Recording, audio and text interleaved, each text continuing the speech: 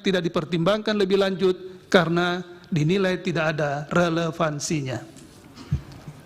Konklusi, berdasarkan penilaian atas fakta dan hukum sebagaimana diuraikan di atas, Mahkamah berkesimpulan: 1.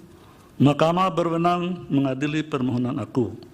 2. Permohonan para pemohon diajukan masih dalam tenggang waktu pengajuan permohonan formil. 3. Para pemohon memiliki kedudukan hukum untuk mengajukan permohonan aku. 4. Pokok permohonan para pemohon tidak beralasan menurut hukum untuk seluruhnya. Berdasarkan Undang-Undang Dasar Negara Republik Indonesia tahun 1945 dan seterusnya, amar putusan mengadili menolak permohonan para pemohon untuk seluruhnya. Pendapat berbeda. Coba ya, jangan ngobrol. Terhadap putusan Mahkamah aku terdapat pendapat berbeda, dissenting opinion, dari 4 orang hakim konstitusi, yaitu Hakim Konstitusi Wahidudin Adams, Hakim Konstitusi Saldi Isra, Hakim Konstitusi Eni Nurbaningsi, dan Hakim Konstitusi Suhartoyo yang pendapatnya dianggap dibacakan.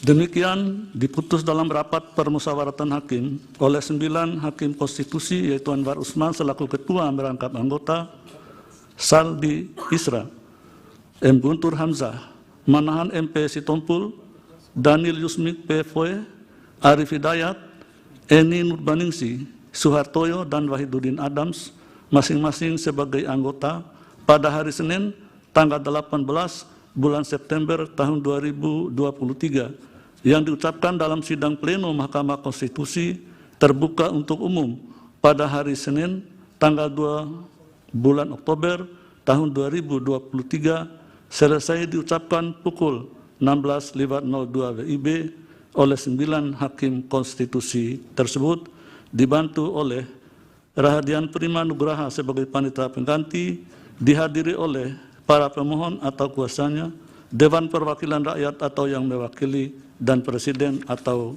yang mewakili.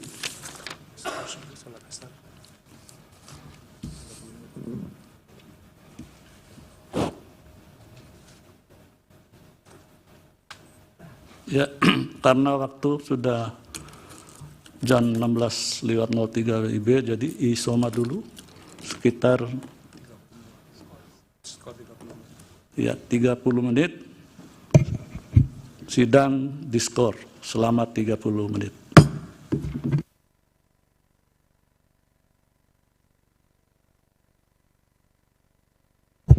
Hadirin dimohon berdiri.